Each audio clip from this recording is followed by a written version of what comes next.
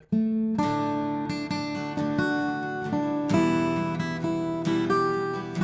and welcome to The Bard's Truth with your host, the Green Bard. This is episode 3.3 of the Direwolves of Winterfell, A Storm of Swords, the Shadow Pack Leader, and the Lone Wolf. Our direwolf themes continue in this volume. In the A Storm of Swords Riverlands chapters, covering Arya, Cat, and Jaime, we get a second helping of mentions of Nymeria's wolf pack. This is coupled with discussion of Hot Pie and Gendry being her pack now, reminding us that even though Arya is now several times a killer, she is still a little lost girl searching for her family, for her pack. The word wolf is used 52 times in these chapters, direwolf 18 times, wolves 57 times. Of these mentions, the following categorizations can be made.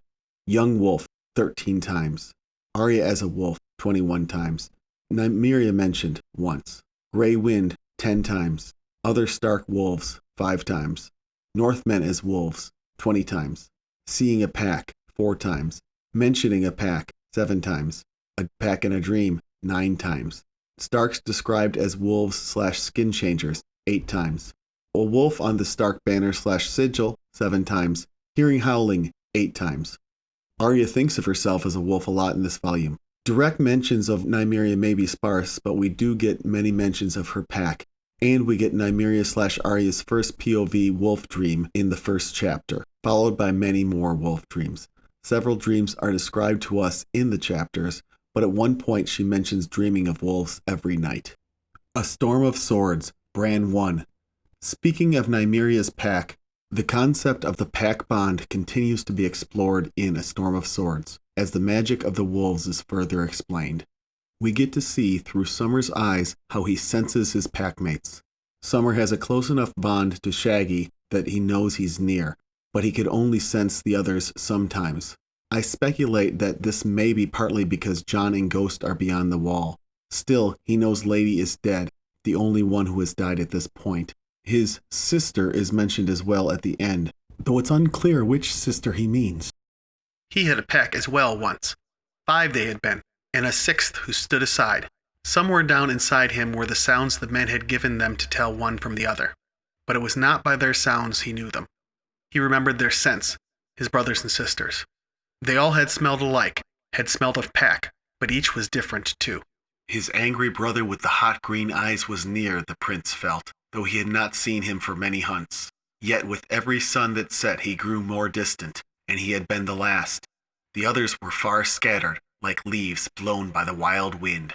Sometimes he could sense them, though, as if they were still with him, only hidden from sight by a boulder or a stand of trees. He could not smell them, nor hear their howls at night, yet he felt their presence at his back, all but the sister they had lost. His tail drooped when he remembered her. 4 now, not 5. 4 and one more, the white who has no voice. These woods belonged to them, the snowy slopes and the stony hills, the great green pines and the golden leaf oaks, the rushing streams and the blue lakes fringed with fingers of white frost. But his sister had left the wilds, to walk in the halls of Man Rock where other hunters ruled, and once within those walls it was hard to find the path back out. The Wolf Prince remembered. I'm thinking that Bran is actually thinking of Lady and Sansa in this case, but it's possible that Summer is actually thinking of Nymeria and that she may not be able to come back north. A Storm of Swords, Arya 1. The first dream is foreshadowed by Arya, Hot Pie, and Gendry encountering parts of Nymeria's pack during their escape from Harrenhal, but being left unmolested by them. It is so eerie. How does Nymeria control these wolves and stop them from attacking Arya's party? Is this part of the pack bond with Summer and the other direwolves? Can Nymeria somehow sense her normal wolf pack mates and exercise some control over them? Or is it Arya herself that is warding them by using Warg magic? It could be a little of both. Gendry's mare lost her footing in the mud once, going down hard on her hindquarters and spilling him from the saddle. But neither horse nor rider was hurt, and Gendry got that stubborn look on his face and mounted right up again. Not long after, they came upon 3 wolves devouring the corpse of a fawn. When Hot Pie's horse caught the scent, he shied and bolted. 2 of the wolves fled as well, but the 3rd raised his head and bared his teeth, prepared to defend his kill. "Back off! Arya told Gendry. "Slow, so you don't spook him."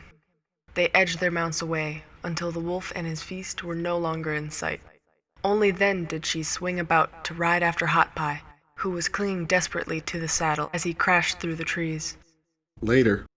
From time to time she sent Hot Pie and Gendry on while she doubled back to try to confuse their trail, listening all the while for the first sign of pursuit. "Too slow," she thought to herself, chewing her lip. "We're going too slow. They'll catch us for certain." Once, from the crest of a ridge, she spied dark shapes crossing a stream in the valley behind them, and for half a heartbeat she feared that Roose Bolton's riders were on them. But when she looked again, she realized they were only a pack of wolves. She cupped her hands around her mouth and howled down at them. "Ow! Ow!" When the largest of the wolves lifted its head and howled back, the sound made Arya shiver.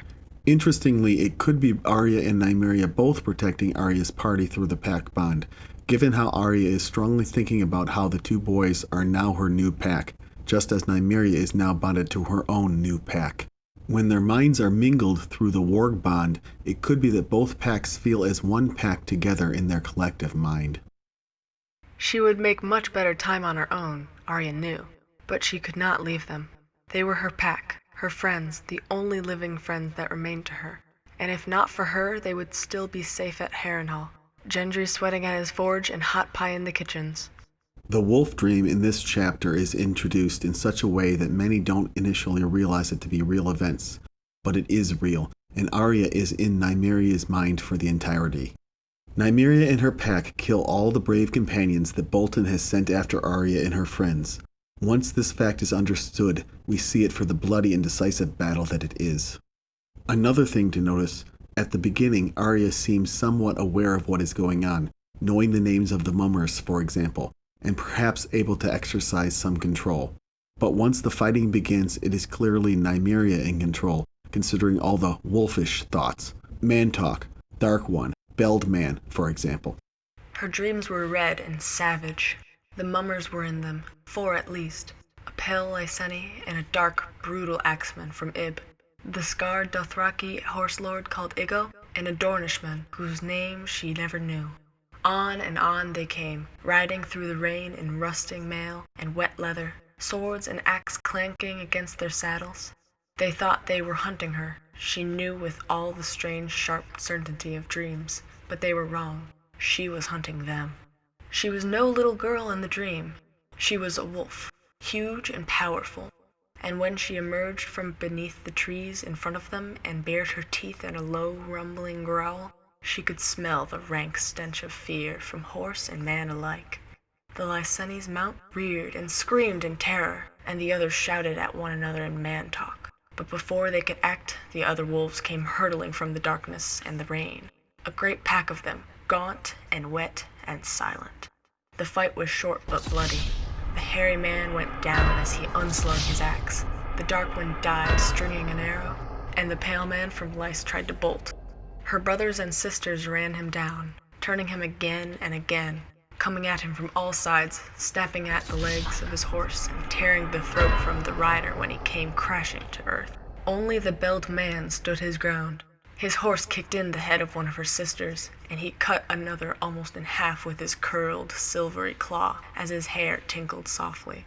Filled with rage, she leapt onto his back, knocking him head first from his saddle. Her jaws locked on his arm as they fell, her teeth sinking through the leather and wool and soft flesh. When they landed, she gave a savage jerk with her head and ripped the limb loose from his shoulder. Exulting, she shook it back and forth in her mouth, scattering the warm red droplets amidst the cold black rain. So, Nymeria kills the bloody mummers who were sent to track Arya, directly protecting her new pack. This dream sets a pattern for future Arya/Nymeria wolf dreams in this story, and for the behavior of Nymeria's pack in general going forward. Those who threaten Arya and the Starks are hunted mercilessly and savagely by the pack. This one's savage indeed. Score 1 for the wolves. Let's take special note of the line, "She knew with all the strange, sharp certainty of dreams."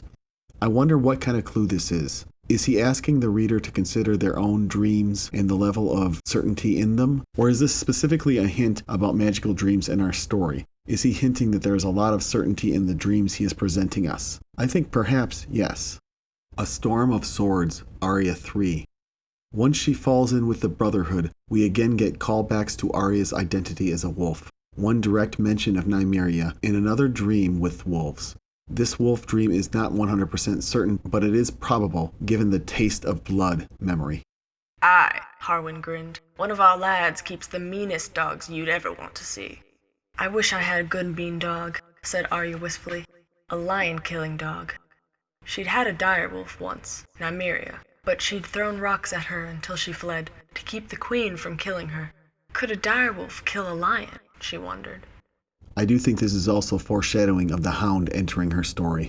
Warm and dry in a corner between Gendry and Harwin, Arya listened to the singing for a time, then closed her eyes and drifted off to sleep. She dreamt of home, not Riverrun, but Winterfell. It was not a good dream, though. She was alone outside the castle, up to her knees in mud.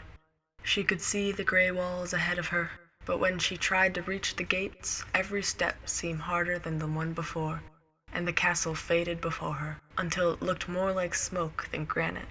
And there were wolves as well, gaunt, gray shapes stalking through the trees all around her, their eyes shining.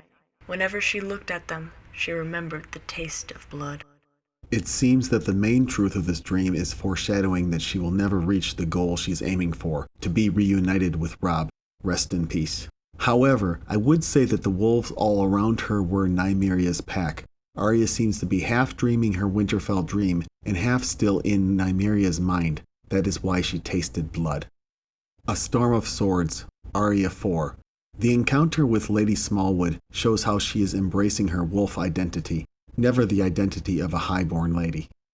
In times like these, we must all make do as best we can. Lady Smallwood fussed at the bodice of the gown. Now you look a proper young lady. I'm not a lady, Arya wanted to tell her. I'm a wolf. So, with the help of the wolf dreams, she is embracing her identity as a warg and gaining confidence. Although that waxes and wanes given that she spends most of this book as a captive. A Storm of Swords, Arya 5. Regardless, her confidence is growing, as further illustrated in the next chapter, where we get another snippet of a wolf dream. The dreams are getting more and more vivid. The bond is clearly strengthening. Sleep came as quick as she closed her eyes. She dreamed of wolves that night, stalking through a wet wood with the smell of rain and rot and blood thick in the air. Only they were good smells in the dream, and Arya knew she had nothing to fear. She was strong and swift and fierce, and her pack was all around her, her brothers and her sisters. They ran down a frightened horse together, tore its throat out, and feasted. And when the moon broke through the clouds, she threw back her head and howled. Take note of the parallel between this dream and Daenerys' second dragon dream in A Game of Thrones. In that dream, Dany felt strong and new and fierce, while in this dream, Arya was strong and swift and fierce. It is also a callback to Arya's training from Syrio, strong as a bear, swift as a wolverine. Dany has her own bear too. The parallels abound. A Storm of Swords, Arya 11. During the Red Wedding, Arya hears a wolf howling, and it affects her to her core.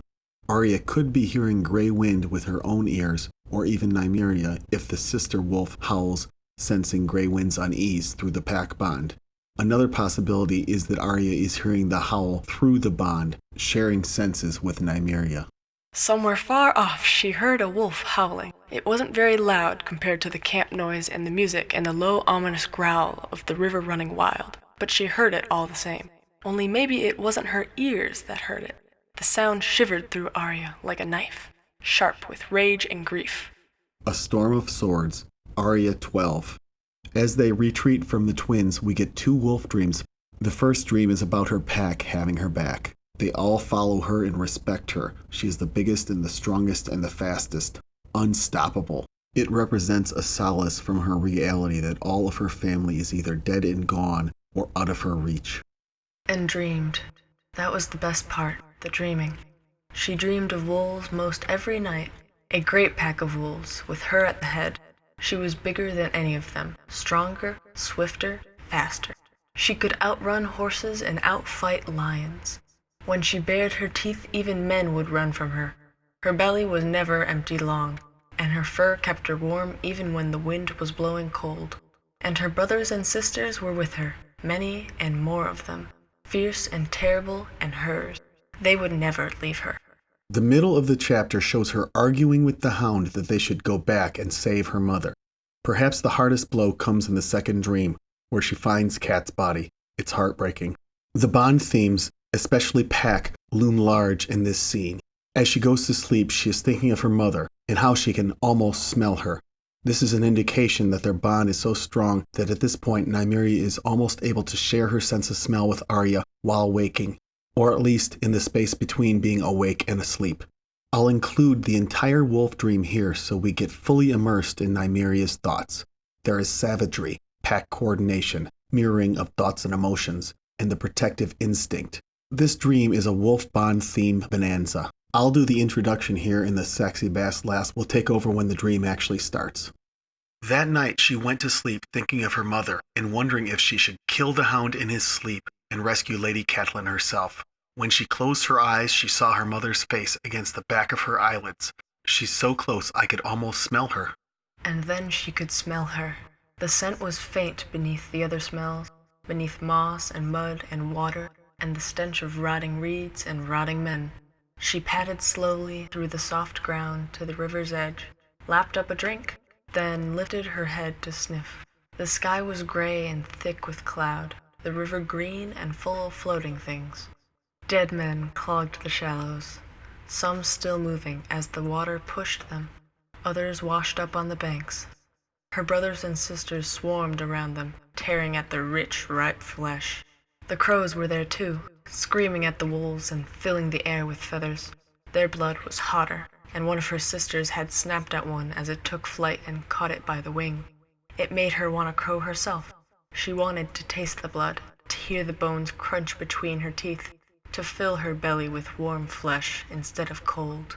She was hungry, and the meat was all around, but she knew she could not eat. The scent was stronger now.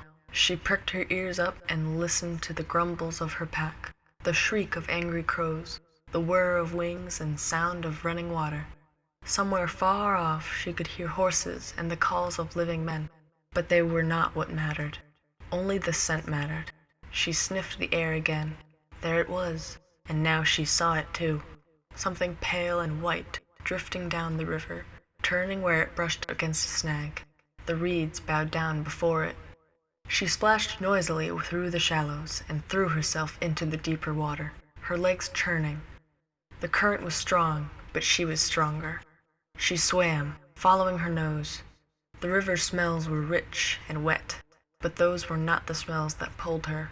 She paddled after the sharp red whisper of cold blood, the sweet cloying stench of death. She chased them as she had often chased red deer through the trees, and in the end she ran them down, and her jaw closed around a pale white arm. She shook it to make it move, but there was only death and blood in her mouth. By now she was tiring, and it was all she could do to pull the body back to shore. As she dragged it up the muddy bank, one of her little brothers came prowling, his tongue lolling from his mouth. She had to snarl to drive him off, or else he would have fed. Only then did she stop to shake the water from her fur. The white thing lay face down in the mud, her dead flesh wrinkled and pale, cold blood trickling from her throat. Rise, she thought, rise and eat and run with us. The sound of horses turned her head. Men. They were coming from downwind, so she had not smelled them, but now they were almost here. Men on horses, with flapping black and yellow and pink wings and long, shiny claws in hand. Some of her younger brothers bared their teeth to defend the food they'd found, but she snapped at them until they scattered. That was the way of the wild. Deer and hares and crows fled before wolves, and wolves fled from men. She abandoned the cold white prize in the mud where she had dragged it, and ran, and felt no shame. So she tries to save her mother herself, succeeds in rescuing her from the river, but Lady Catelyn is past saving for a direwolf. although for the men who approached, it is another matter entirely. Still, there is a theory out there that Arya and Nymeria were really the ones to revive Lady Catelyn.